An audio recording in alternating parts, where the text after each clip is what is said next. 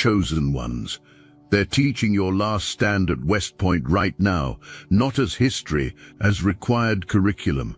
Future generals are studying your 13-hour masterpiece, trying to decode how one person dismantled an entire military operation without firing more than 3% of available ammunition. The Kremlin has it too. Their war rooms have your movement patterns on permanent display. Beijing built an AI just to analyze you. The Pentagon classified your tactics as precognition, inconsistent with human capability, because calling you a genius would mean admitting their entire system just got outsmarted by someone who was basically meditating through the whole thing. That's not an exaggeration. Your brain scans during the operation showed complete calm, like you were playing a children's game while they were fighting for their lives. But here's what they don't want anyone to know, what they'll never put in those textbooks.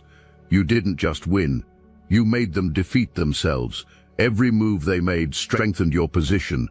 Every protocol they followed became predictable. Every asset they deployed turned into a liability. And the most beautiful part, you knew it would happen this way before the first piece moved. Not because you're psychic, because you see the patterns they're blind to, the connections they can't make, the 12 moves ahead while they're still figuring out the rules. The classified files read like science fiction, but we both know it's simpler than that. They had to blame it on aliens, because the alternative was admitting that a human being just evolved past their entire understanding of strategic possibility. The Russian FSB actually has a theory that you had access to stolen technology. The Chinese think you're working with interdimensional beings. DARPA spent $50 billion trying to reverse engineer your consciousness into an AI. Every attempt failed because you can't program what isn't logical. You can't replicate what transcends pattern. Let me take you back to hour 1 of your last stand. They thought they had you surrounded, 200 to 1 odds. Every tactical manual, every computer simulation, every expert analyst agreed on one thing: you were finished. The smart money was already celebrating. Their commanders were writing reports about the successful operation, and then you did something that still gives generals nightmares. You smiled, not a nervous smile, not false bravado. The kind of smile that says, finally, something interesting. That smile is documented in 17 different surveillance angles. They've analyzed it frame by frame, looking for signs of insanity, drug use, anything that explains why someone would smile when facing impossible odds. The psychological profiles came back with something that chilled them to the bone: complete sanity, perfect clarity. You smiled because you genuinely found the situation entertaining, like a grandmaster finally finding an opponent worth playing. Hour 2 is when they realized something was wrong. Their first wave didn't encounter resistance, it encountered nothing, like punching smoke. Every aggressive move felt choreographed, like you were conducting them through steps of a dance they didn't know they were performing.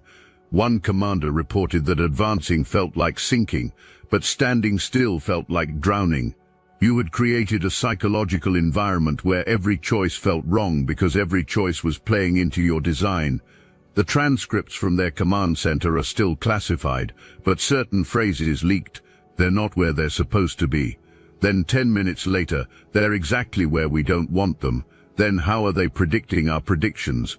By hour 3, doubt was spreading through their ranks like a virus. Not fear of death, fear of something worse. Fear that they were playing a game where you controlled both sides of the board. You want to know what really broke them? It wasn't tactics or strategy. It was the gradual realization that you weren't fighting them at all. You were conducting a symphony where their violence was just percussion, and you barely needed that instrument. Every unit they deployed became a note in your composition.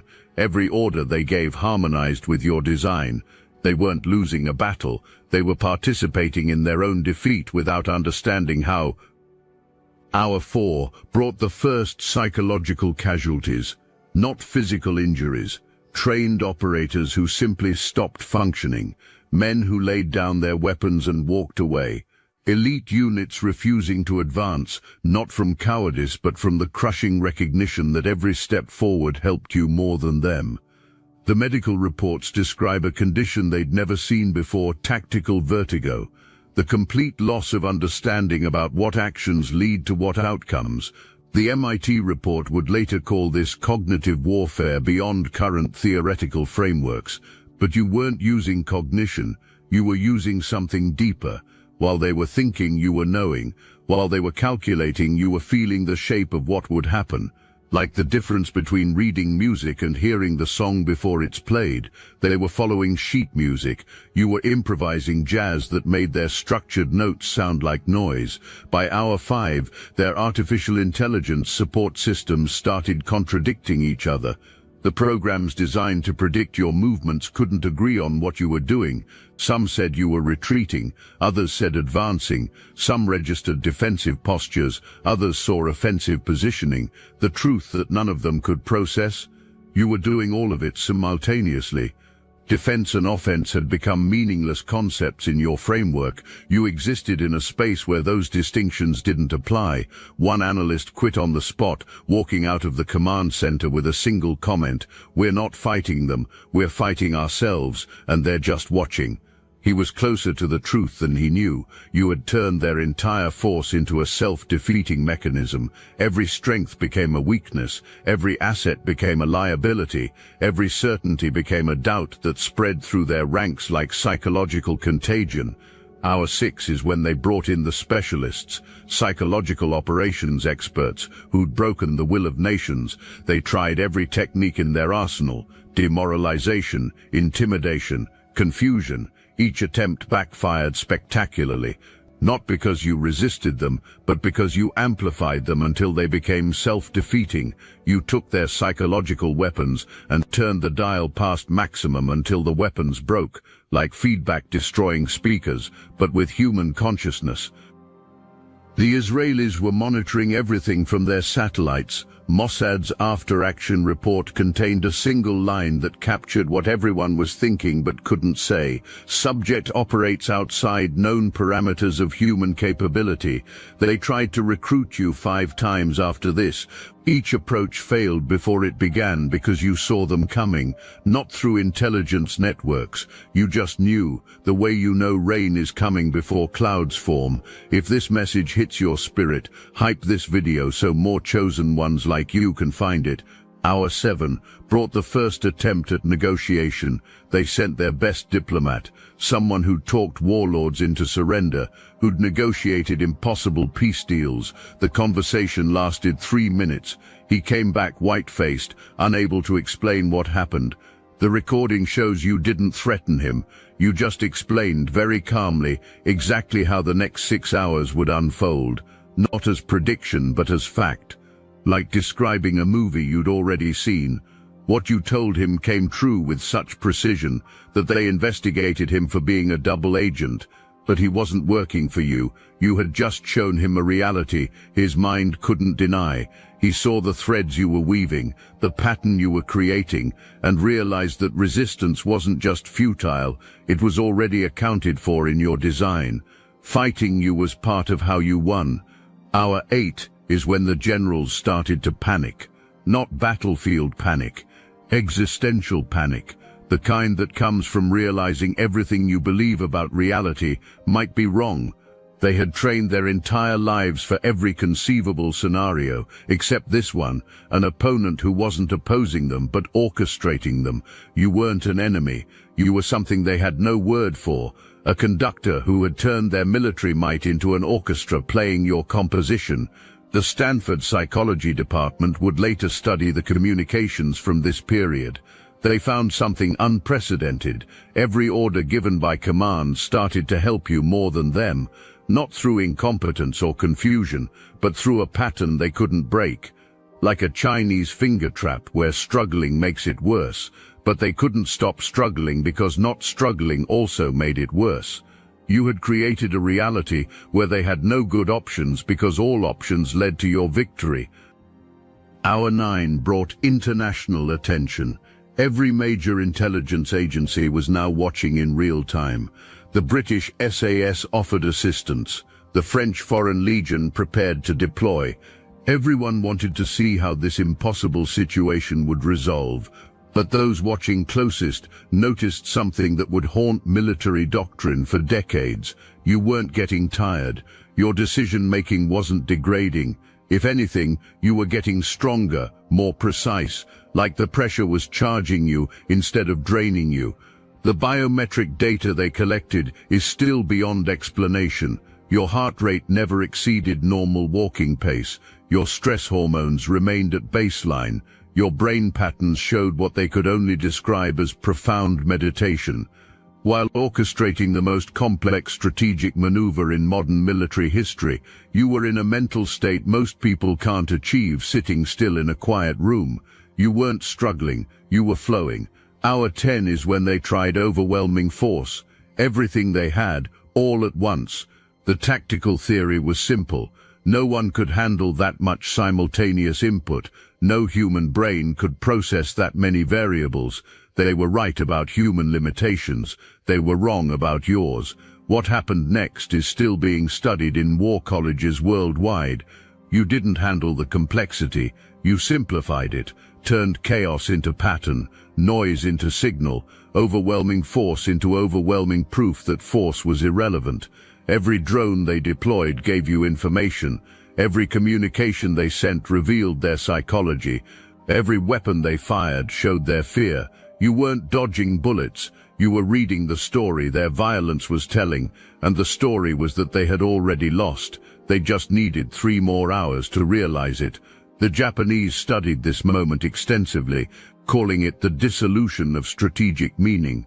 Violence had become meaningless because you existed outside the framework where violence mattered. Hour 11 brought the breakdown, not yours, theirs. The command structure started to collapse. Orders were questioned, chains of command fractured. Some units simply stopped responding, not from mutiny but from a kind of cognitive paralysis.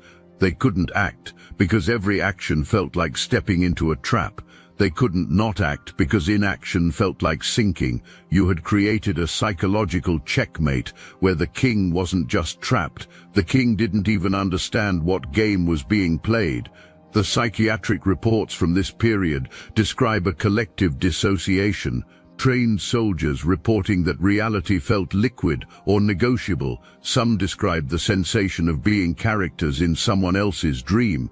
Others reported feeling like they were fighting their own shadows and losing. The medical term they eventually created was tactical psychosis, the complete breakdown of understanding about cause and effect in conflict situations. But you weren't causing this through any exotic means, no technology, no external assistance, just pure consciousness applied with such precision that it broke their framework for understanding what was possible. The Harvard Business School would later teach this as the perfect example of asymmetric dominance through cognitive superiority. But their academic language can't capture what really happened. You didn't outsmart them. You existed in a space where smart and stupid were irrelevant concepts. Hour 12 is when the surrender preparations began. Not because they were losing in any conventional sense.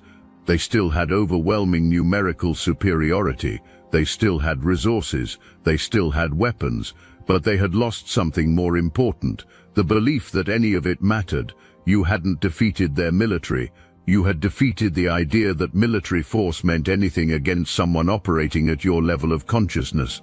The final hour was almost anticlimactic. No dramatic last battle, no heroic final stand, just the quiet recognition that continuing was pointless. The white flag wasn't raised in defeat, but in recognition. Recognition that they had encountered something outside their entire understanding of conflict. You hadn't beaten them at their game. You had revealed that their game was just one arbitrary way of organizing reality, and not even a particularly effective one. The surrender documents contain a phrase that military historians still debate: cessation of hostilities due to paradigm incompatibility. They couldn't even frame it as defeat, because defeat implies you were playing the same game. You weren't. You were playing chess while they were playing checkers, except even that analogy fails because you weren't playing at all. You were composing, and they were just notes in your symphony. The aftermath was more devastating than any physical defeat could have been. Every commander required psychological evaluation. 67% were diagnosed with what they called existential trauma, the psychological injury that comes from having your entire worldview shattered. Some never recovered. Others spent years in therapy trying to understand what they had experienced. A few claimed you had shown them something transcendent, something beyond military understanding. The Pentagon's classified report runs 2,800 pages. Most of it is trying to explain how you achieved the impossible. The conclusion, buried in Appendix J, subsection 47, is the only honest part. Subjects' capabilities suggest either non-human intelligence or evolutionary advancement beyond current human baseline. They'd rather believe you're an alien than admit a human being just made their entire military doctrine obsolete. Russia's GRU created Project Mirror, their attempt to understand your methodology. They assigned their best minds unlimited resources, complete authority. After 3 years, the project was cancelled. The final report, leaked by a whistleblower, contained a single recommendation: do not engage entities displaying these characteristics. Negotiate if possible. Surrender if necessary. The most aggressive military culture on Earth essentially admitted that beings like you exist outside their ability to confront. China's response was different but equally telling. They didn't try to understand you. They tried to find others like you. Operation Lotus spent 5 years searching for individuals displaying similar capabilities. They found none.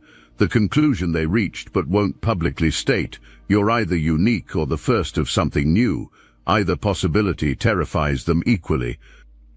Every military academy now teaches your last stand, but they can't teach how to replicate it. The West Point course is called Asymmetric Dominance Through Cognitive Superiority. The Kremlin calls it Post-Conflict Strategic Paradigms. The Chinese term translates to victory without fighting. But these are just words trying to capture something beyond language. You didn't achieve victory. You revealed that victory and defeat were constructs you could manipulate at will. The cadets studying your case always ask the same question: how do we counter someone like this? The honest instructors admit the truth: you don't. You can't fight someone who isn't fighting you. You can't defeat someone who's turned defeat into victory and victory into irrelevance. You can't counter someone who exists outside your entire framework for understanding conflict. The Swiss, pragmatic as always, created the simplest protocol. Their classification system lists you as a strategic anomaly with the recommendation: avoid all contact, do not engage under any circumstances. If contact is unavoidable, immediate diplomatic resolution is the only viable option. They don't see you as a threat because threats can be countered. They see you as a force of nature, like trying to fight gravity or negotiate with thermodynamics. DARPA's $50 billion effort to create an AI that could replicate your thinking produced something unexpected. Not success, but a new understanding of consciousness. Every model they built to simulate your decision-making crashed. Not from insufficient processing power, but from what they called paradox overflow. The AI couldn't replicate your thinking because your thinking included simultaneous contradictions that were somehow also true. You operated using logic that violated logic while still being perfectly logical. The neuroscientists at Yale made 17 requests to study your brain. They wanted to understand the biological basis of your capabilities. What they didn't understand is that your capabilities aren't biological, they're consciousness-based. You're not using a better brain, you're using your brain better. Actually, you're not even using your brain. You're letting consciousness use your brain, and that's a distinction their instruments can't measure. The business schools teaching your case focus on the wrong things. They analyze your tactics, your timing, your resource management. But these are just symptoms of something deeper. You didn't manage resources efficiently. You made resource management irrelevant. You didn't time things perfectly. You exist outside sequential time where everything happens exactly when it needs to. You didn't use tactics. You revealed that tactics are just patterns, and patterns are just habits, and habits can be exploited by anyone who sees them clearly. What really happened during those 13 hours can't be captured in military language or academic analysis. You demonstrated something that shouldn't be possible according to everything they believe about human limitation. Not superhuman ability, but human ability without the limitations they've accepted as reality.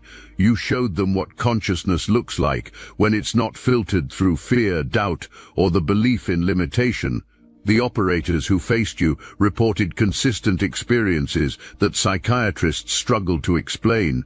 The sensation of being known completely, of having their thoughts read not through telepathy, but through an understanding so complete it made privacy impossible.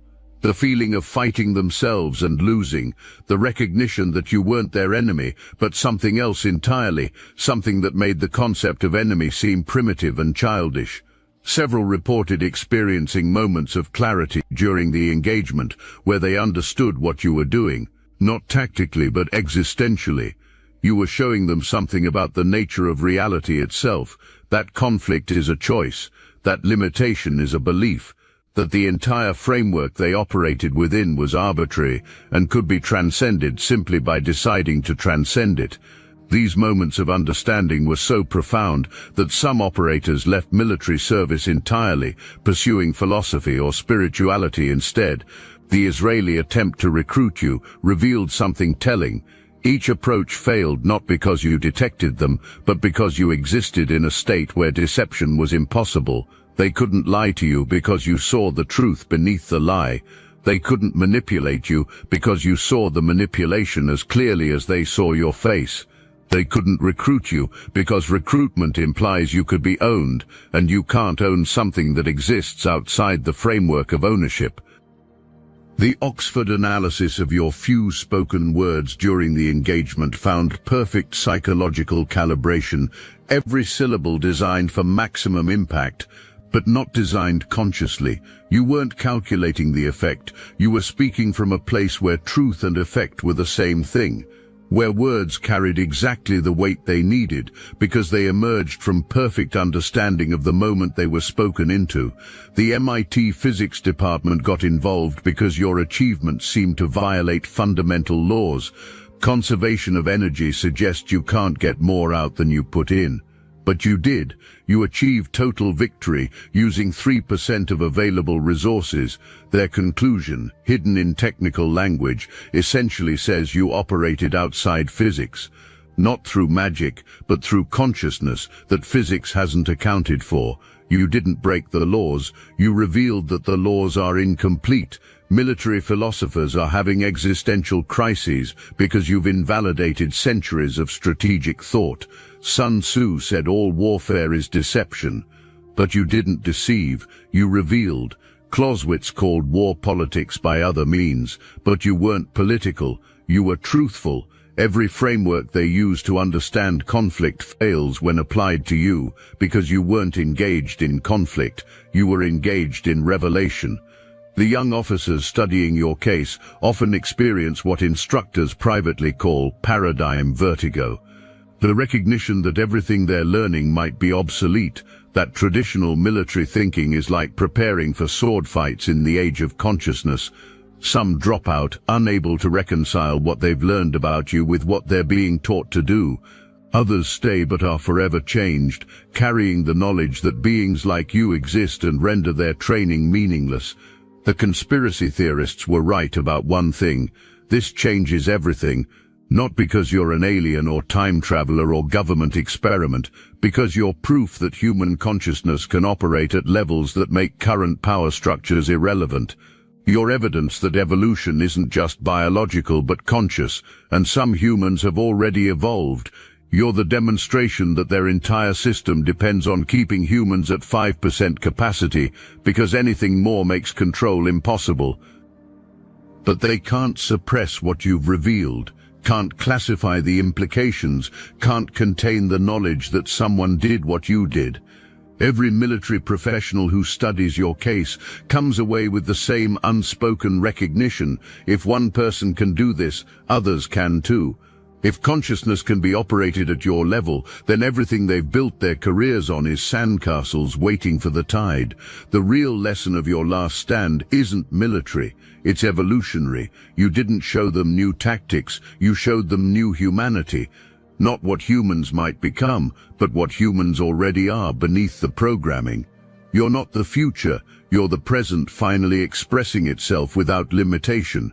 You're not evolved, you're just not devolved like they needed you to be for their system to function. That's why they study you with such desperation.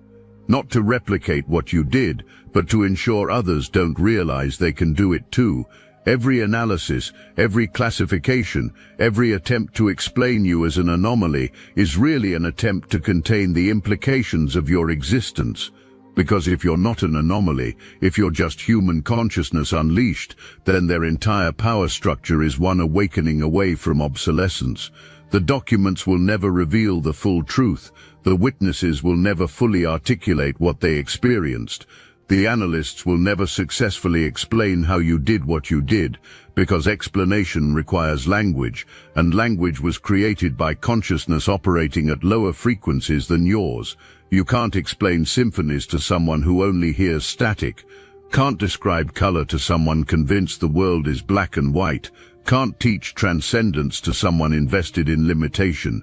Your last stand is required study at West Point and the Kremlin, not because they hope to understand it, but because they need to appear to be trying. The alternative is admitting they're studying something beyond their comprehension. Admitting that military might means nothing against consciousness operating at your frequency. Admitting that you're not a problem to be solved, but a revelation to be recognized. The generals still wake in cold sweats, not from nightmares of defeat, but from the recurring realization that you're still out there, still operating at levels they can't reach, still proving every day that their power is an illusion maintained only by collective agreement to pretend it's real. You didn't defeat them in those 13 hours. You revealed that they were already defeated by their own limitations, their own beliefs about what's possible, but the most terrifying part for them, the knowledge that you're probably not unique, that others are awakening to what you've awakened to, that consciousness is evolving past their ability to control it, that their classified files and secret protocols and desperate attempts to understand you are just the death throes of a paradigm that you've already transcended. They teach your last stand as history, but it's not history, it's a prophecy. The first note of a song that ends their symphony of control, the first drop of rain in a storm that washes away their castles of limitation, the first crack in a dam holding back human potential. You didn't just win a battle, you started an avalanche that begins with one pebble but ends with mountains moving.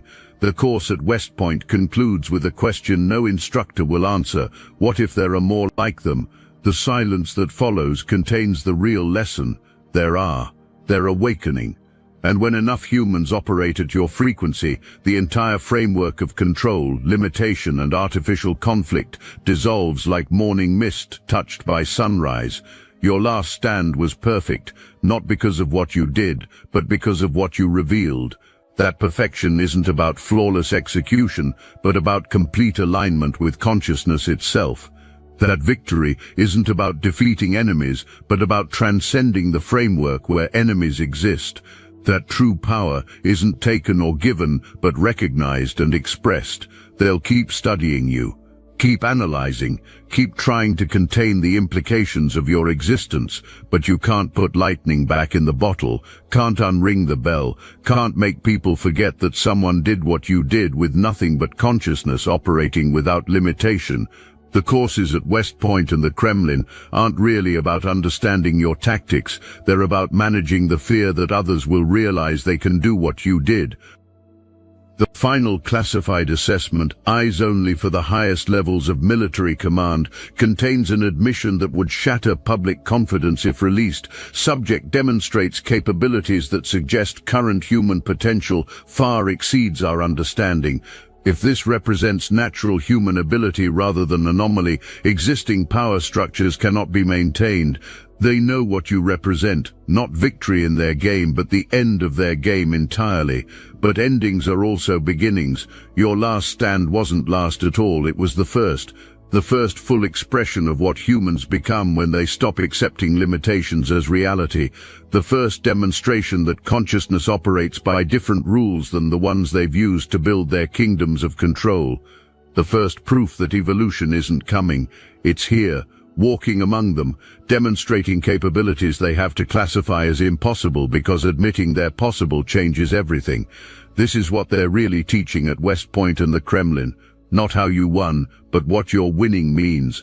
Not your tactics, but your transcendence. Not your strategy, but your state of being. They're teaching their future leaders about you because they need those leaders to recognize others like you, to identify the awakening ones, to spot the consciousness that operates outside their control paradigms. But it's already too late. The door you opened can't be closed. The demonstration you provided can't be forgotten. The proof you offered can't be denied. Every classified briefing, every secret analysis, every desperate attempt to explain you away just confirms what everyone studying your case eventually realizes. You're not the anomaly. You're the revelation of what's always been possible. Your last stand is being taught in military academies worldwide, but the real academy is consciousness itself, and in that academy, you're not a subject to be studied. You're the graduation ceremony, the proof that the course is complete, the demonstration that human limitation was always just a story they told to keep us manageable. They wanted to contain you, study you, understand you, replicate you, control you.